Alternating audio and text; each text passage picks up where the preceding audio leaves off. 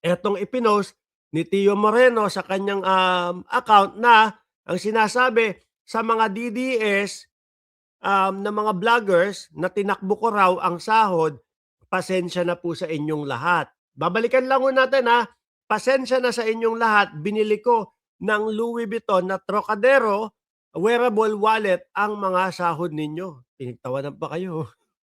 Itinakbo na daw yung sahod niyo, pinagtawanan pa kayo. Oh, also, 1 month ang vacation ko. Gagamitin ko muna ito, dito dahil puro Makalan 18 'no, mamahaling alak ho yun mga bossing ang iniinom namin. Baka ma-short ang travel budget ko, hintayin niyo na lang pag-uwi ko makakasahod din kayo. Patience is a virtue. Ibig sabihin talagang may mga ano, may mga bayad po yung mga DDS vlogger. Kasi ito mismo galing na kay Tio Moreno at ang sabi nga po na sandali may ano, mamaya na yan yung baboy, yung bumira ng baboy 'no. At sabi nga dito, eh, it is a plain admission yung sinabi at ipinost ni Tio Moreno. Ngayon mga kababayan, eto yung pinaka, makikita natin, ikinahihiya na po yata ang maging DDS nitong si Tio Moreno. Oh, bakit kaya gano'n ho sila 'no? Tayo, proud tayo na sumusuporta tayo kay Pangulong Bongbong Marcos at sa gobyerno ng Pilipinas. Bakit pagdating ho sa kanila, parang kapagka yung mga, lumalabas sila doon sa mga TV, doon sa mga interview, hiyang-hiya sila na maging DDS. 'Di ba Ma'am Virgie Badiola, ayan ang mga gawain nila, ibinibintang sa mga, maka-PBBM na mga vlogger. Eto pakinggan niyo at basahin ho natin Tio Moreno statement. Oh, December 20, Muslim din pala 'to. Assalamualaikum. Hmm.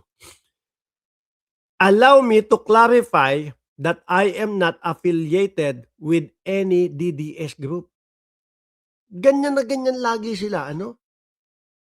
Samantalang alam ho natin at kitang-kita naman natin at bukom-buko naman doon sa mga galawan nila na DDS sila. Tingnan niyo si ano, sino ba yung isa, yung political analyst daw ho, mga bossing. Yung isa yung, si Tikya, 'di ba? Hindi po ako di ano, hindi po ako affiliated diyan. Nasa gitna lang po ako." Gano'n yung mga palabas, 'di ba? Ni Tikya. Kapagka napapanood ko, napapamura na lang ako sa gilid, eh. Sasabihin ko, "Nak ng tokwa naman 'tong ano na 'to, matanda na 'to." Halatang-halata na DDS yung galawan pero hiyang-hiya ho silang maging ano, maging parte ng mga DDS. Bakit 'to 'no? Nakakahiya ba talaga maging DDS? Hmm, nakakahiya na matawag na uto-uto, 'di ba? Allow me to clarify that I am not affiliated with any DDS group. If you see me attending, oh, si Guanzon din, 'di ba? Meron ding oh, sabi ni ano, sabi naman ni, Round Tripper, si Libayan hindi yan DDS, linta lang sila sa mga DDS. Sabi ni Round Tripper. Oh, sabi, "Allow me to clarify that I am not affiliated with any DDS group. If you see me attending some of their events or appearing in photos with them, it is because of movement and the causes we happen to share," daw ho, mga yun naman daw, eh, 'no? "Yes, I am a friend with some of them, but I have never claimed nor consider myself a member of any particular group." Yan at yun paulit-ulit parang mga sirang plaka, sabi ni Ma'am Virgie Badiola. Sabi ni Legaspi, "Yes, DDS nakakahiya Mark, bulag, bingi at bobo." Oh, "I remain independent because I value independent thinking." Aba, independyente daw po pero kung makasigaw, doon sa ICC kaaway si Roque, halatang DDS na DDS yung asal, eh, 'di ba? Tsaka kung makapanira po, kay Martin Romualdez at kay Pangulong Bongbong Marcos, alam mo naman yung mga galawan ng mga DDS. Based on what siya yung nagpauso nun, eh.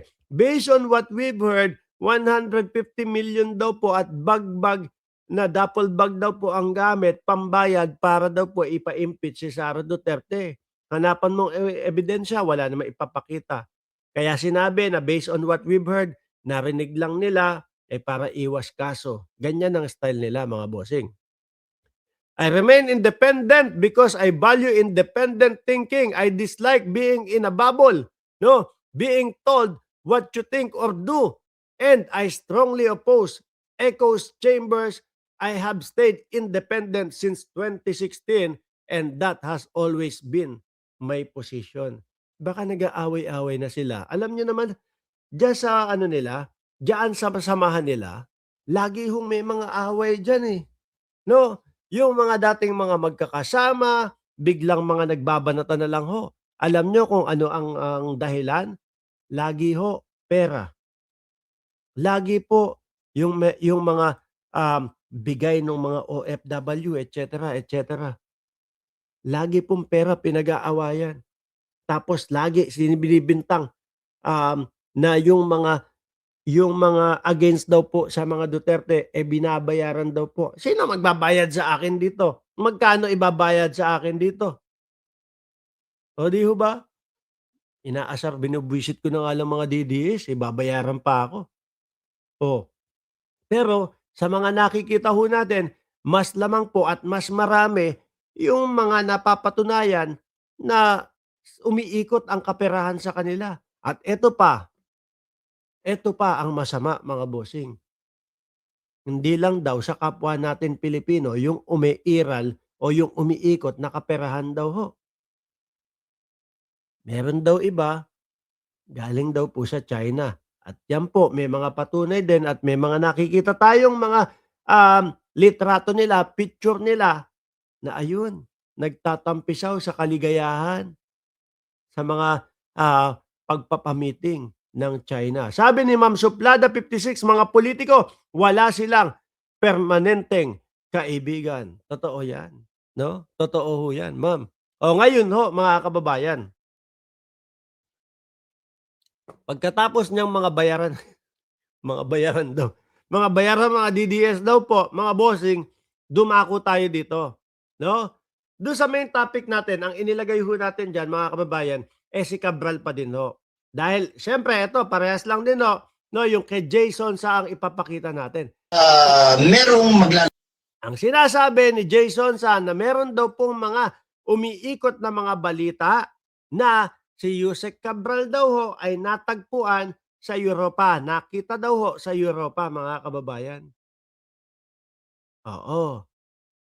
Kasi kung maalala niyo ho, mga boss chipamo sir, dati pa lang madami, no, sa mga kapwa natin Pilipino ang nagsasabi, "Naku, hindi si Cabral 'yan.